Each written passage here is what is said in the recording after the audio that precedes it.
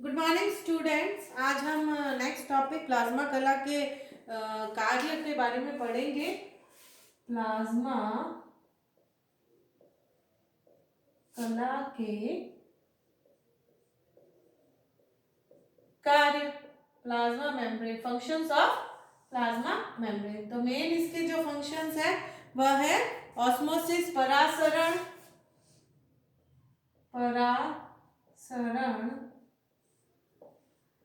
Osmosis.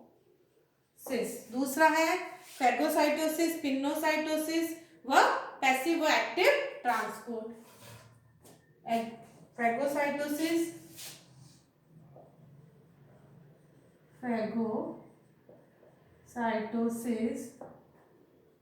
And pinocytosis. ये क्या होते हैं ये मैं आपको भी पढ़ाऊंगी। साइटोसिस जो कि किस में आते हैं, एंडोसाइटोसिस में। एंडोसाइटोसिस। दूसरा इसका है एक्सोसाइटोसिस। एक्सोसाइटोसिस। और चौथा है पैसिव एक्टिव ट्रांसपोर्ट। पैसिव व निष्क्रिय व सक्रिय ट्रांसपोर्ट। एक्टिव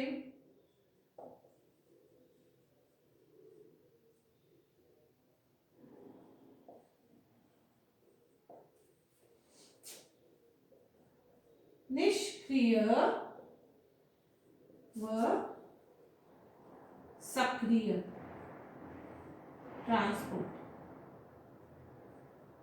तो इन सब के बारे में हम पढ़ेंगे आज। तो ये परासरण हम बाद में लेंगे, पहले हम टॉपिक लेंगे एंडोसाइटोसिस। तो पहला पॉइंट हम लेंगे एंडोसाइटोसिस। तो एंडोसाइटोसिस दो प्रकार के हैं, जैसा कि आपको डायग्राम में दिख रहा है, फैगोसाइटोसिस व पिनोसाइटोसिस। तो फैगोसाइटोसिस में क्या होता है, पहले हम लेंगे ए पार्ट इसका एंडोसाइटोसिस का। ए पार्ट है फैगोसाइटोसिस। फैगोसाइटोसिस तो यह जैसे कि आप अमीबा WBC आदि में देखेंगे कि जो आपके अगर जो ये मटेरियल है, वेस्ट मटेरियल या जो भी है कण है, तो उसको ये क्या करेगा अपना, जैसे अमीबा है, यहाँ पे अमीबा है, तो अमीबा क्या करेगा, ये जो इसका सूडोपोडिया है, कूटपाद, इसे क्या कहेंगे, कूटपाद, सूडोपोडिया, ये क्या है, अमीबा। तो ये अपना सूडोपोडिया जो होता है, सूडोपोडिया, उसको ये ऐसे ऐसे बढ़ाएगा, बढ़ाता जाएगा और ये इसको अपने अंदर अंतर्ग्रहित कर लेगा। ठीक है ना। तो इस प्रोसेस को, जिसमें कणों को अंतर्ग्रहित कर लिया जाता है, अंतर्ग्रहण कर लिया जाता है, उस प्रोसेस को क्या कहते हैं, फैगोसाइटोसिस। तो इसने क्या कर लिया है, कणों को अंतर्ग्रहण। तो ये फैगोसाइटोसिस में, और किसका अंतर्ग्रहण कर लिया इसने, इसको बढ़ा के, और ये किसका निर्माण हो गया, फैगोसोम्स का। किसका निर्माण हो गया, निर्माण किसका हो गया, फैगोसोम्स का। तो ये फैगोसोम्स बाद में जो लाइसोसोमिक प्रक्रिया है, जिसको क्या कहते हैं, सुसाइडल बैग, जो इसको पूर्णतः अंदर ही अंदर भक्षण करके इसको नष्ट कर देगी। तो ये लाइसोसोमिक क्रिया के द्वारा क्या हो जाते हैं, फिर इनको नष्ट कर दिया, लाइसोसोमिक क्रिया द्वारा इनको नष्ट कर दिया जाता है।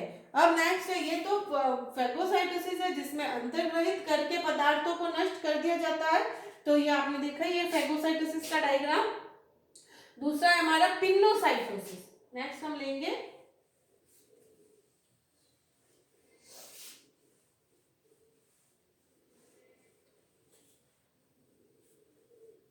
लेंगे पिनोसाइटोसिस। तो यह किसमें पाया जाता है, अमीबा रूपी कोशिकाओं, ल्यूकोसाइट आंत की एपिथेलियम कोशिकाओं आदि में यह पाया जाता है, पिनोसाइटोसिस।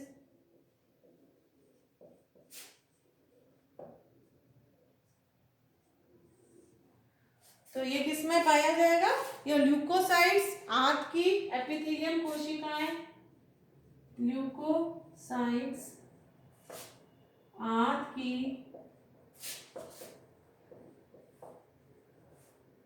एपिथेलियम सेल्स आदि में ये पाया जाता है। तो इसमें क्या होता है? इनवेजिनेशन, अंतर्वलन क्रिया के द्वारा, अंतर्वलन मतलब ये इसको अंदर की तरफ ग्रहण कर लेगी और ये अंतर्वलित होकर क्या बनाएगा? पिन्नोसोम्स। तो अंतर्वलन क्रिया के द्वारा, अंतर्वलन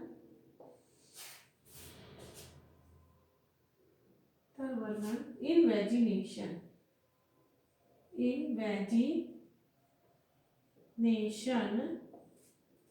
क्रिया द्वारा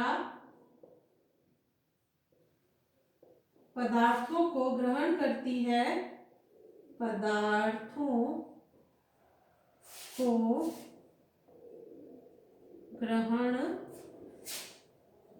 करती है और ये भी फिर बाद में लाइसोसोमिक क्रिया के द्वारा ये नष्ट हो जाता है। और इसमें क्या, और ये फिर इसे छिटक कर, ये यहाँ से ऐसे बंद हो जाएगा और ये इसे छिटक कर किसका निर्माण हो जाएगा? पिन्नोसोम्स का। और इसमें पिन्नोसोम्स, उसमें क्या बना था? फेगोसोम, इसमें बनेगा पिन्नोसोम का निर्माण हो जाता है। तो ये दो एक आपकी क्रिया हो गई, फेगोसाइटोसिस व पिन्नोसाइटोसिस। तो माइक्रो अणु जैसे राइबोन्यूक्लियस आदि का कोशिकाओं के भीतर प्रवेश करने का यही एक ढंग है। तो कोशिका के भीतर ये जो माइक्रो अणु है, राइबोन्यूक्लियस वगैरह, ये इसी पिन्नोसोम्स प्रक्रिया के द्वारा ही अंदर की ओर प्रवेश करते हैं। नेक्स्ट लेंगे हम एक्सोसाइटोसिस। तो एंडोसाइटोसिस की दोनों क्रिया हो गई, पिन्नोसाइटोसिस व फेगोसाइटोसिस। नेक्स्ट हम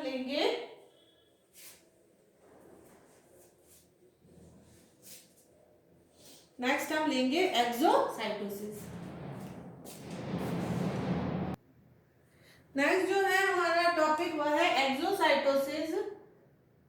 एक्सोसाइटोसिस यह किसमें होता है? यह ग्लैंड सेल्स में पाया जाता है और जो पदार्थ है, जैसे उदाहरण pancreatic gland sales, pancreatic gland sales. तो इसमें जो पदार्थ है वो स्वतः ही सतह पर आ जाएंगे और वो कोशिका जो झिल्ली है वह उसे स्वयं ही बाहर की तरफ फेंक देगी और ये सतह पर आ जाते हैं। प्लाज्मा कला खुद ही इन तत्वों को बाहर की तरफ फेंक देती है, इसीलिए इसे क्या कहा जाता है? एक्सोसाइटोसिस। नेक्स्ट हम जो मेन इंपॉर्टेंट है प्लाज्मा कला के कार्य में वह है निष्क्रिय व सक्रिय अभिगमन, उसके बारे में पढ़ेंगे। तो थर्ड जो पॉइंट है वो बहुत ही इंपॉर्टेंट है, passive and active transport. Passive and active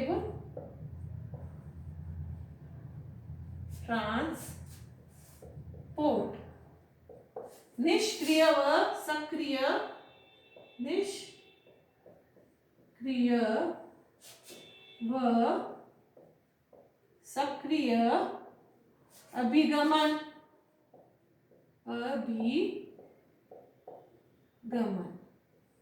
तो प्लाज्मा कला एक तरह से आपको पता है कि उससे पदार्थ, बाह्य पदार्थ अंदर की तरफ, अंदर के पदार्थ बाहर की तरफ जाते हैं, तो उसको एक विशिष्ट अभिगमन प्रक्रियाओं के द्वारा नियंत्रित किया जाता है और इन्हीं अभिगमन प्रक्रियाओं को क्या कहते हैं? निष्क्रिय व सक्रिय अभिगमन के प्रोसेस है, उसके द्वारा यह नियंत्रित किया जाता है ताकि कोशिका का भीतरी वातावरण, सेल का भीतरी वातावरण नियंत्रित, भीतरी वातावरण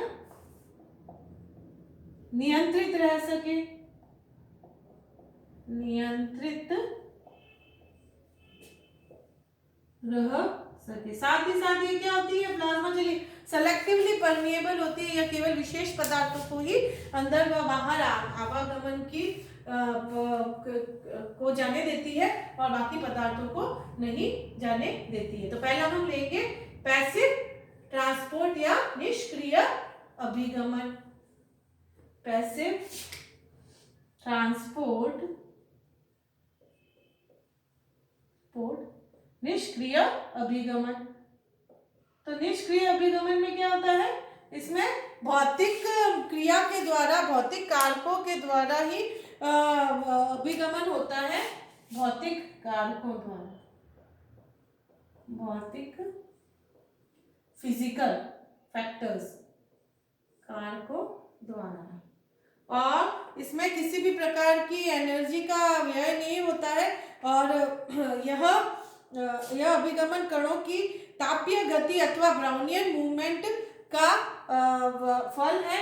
तो इसमें क्या होता है, भौतिक कारकों पर ये द्वारा होता है।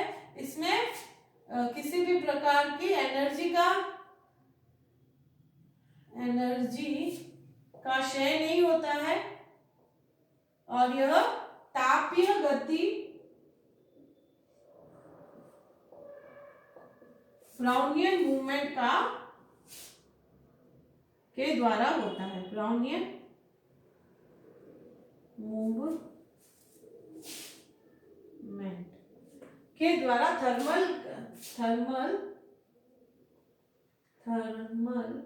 मूवमेंट व ब्राउनियन मूवमेंट के द्वारा कण है जो आए वह अंदर व बाहर की तरफ जाए जाते हैं। और इसके अंतर्गत दो अपन टॉपिक्स पढ़ेंगे। दो पैसिव ट्रांसपोर्ट दो क्रियाओं द्वारा होता है, वह है विसरण तथा परासरण। तो पहला हम पढ़ेंगे विसरण और फिर दूसरा परासरण। पैसिव ट्रांसपोर्ट दो क्रियाओं के द्वारा होता है, विसरण, डिफ्यूजन और दूसरा है ऑस्मोसिस, परासरण। ऑस्मोसिस, परासरण।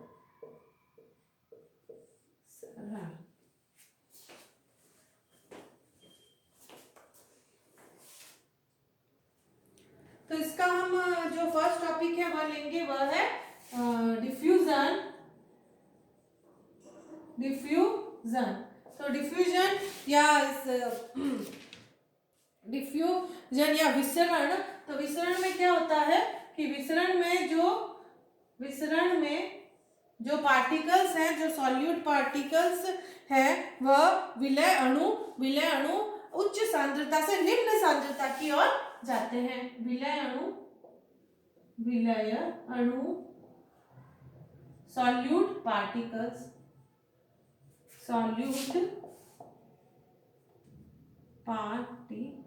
ये किधर से जाएंगे, ये हायर कंसंट्रेशन, उच्च सांद्रता, हायर कंसंट्रेशन, उच्च सांद्रता से लोअर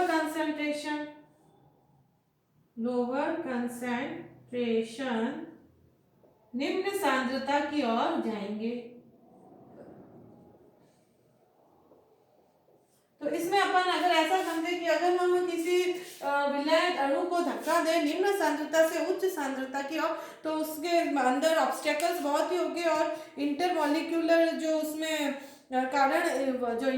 इंटरमॉलिक्यूलर फोर्स के कारण उसका जो पाथ है वह अवरुद्ध होगा, पथ उसका अवरुद्ध होगा और उसको बहुत ही एनर्जी की आवश्यकता होगी। परंतु उच्च सांद्रता से निम्न सांद्रता के और जाने में उसको इतनी एनर्जी की जरूरत नहीं होगी। और ये प्रोसेस कब तक चलता रहेगा, ये प्रोसेस तब तक चलता रहेगा जबकि यह सांद्रता तुलयकरण या इक्विलाइज न हो जाए। तब तक चलता रहेगा जब इक्विलाइज न हो जाएगा सांद्रता। तो यह है अपना विसरण। नेक्स्ट अपन लेंगे परासरण। तो परासरण तो आप जैसे कि पढ़ते ही आ रहे हैं लोअर क्लासेस से। तो परासरण 3 प्रकार के होते हैं। परासरण लेंगे हम अपन नेक्स्ट परासरण। तो जो जल है या जो भी लिक्विड तत्व है उनका आदान प्रदान कोशिका द्रव्य से बाहर की ओर वह परासरण के द्वारा ही होता है। तो आप जैसे कि आप पढ़ते ही आ रहे हैं, 3 प्रकार के होते हैं, समपरासरी व अति परासरी व अल्प परासरी। समपरासरी, परासरी, दूसरा है अति परासरी विलयन, विलयन, आइसोटोनिक, आइसोटोनिक सॉल्यूशन, अति परासरी विलयन, अति परासरी विलयन, हाइपरटोनिक, हाइपरटोनिक सॉल्यूशन, वह तीसरा है अल्प परासरी, परासरी विलयन, हाइपोटोनिक, हाइपोटोनिक सॉल्यूशन। तो अगर अंदर का कोशिका द्रव्य और बाहर का जो विलयन है उसका उसकी सांद्रता बराबर है और बाहर चारों ओर जो तरल है उसका अंदर के कोशिका द्रव्य बाहर का जो तरल पदार्थ है उसकी सांद्रता बराबर है, तो इसमें आदान प्रदान नहीं होगा। तो ये कैसा विलयन है? यह समपरासरी विलयन है। तो कोशिका द्रव्य के भीतर वह बाहर बराबर है और इसमें किसी भी प्रकार का आदान प्रदान नहीं होगा। तो ये कैसा सॉल्यूशन है? समपरासरी। दूसरा है अति परासरी विलयन। अगर बाहर का विलयन में ज्यादा सांद्रता है और अंदर कम सांद्रता है, बाहर ज्यादा सांद्रता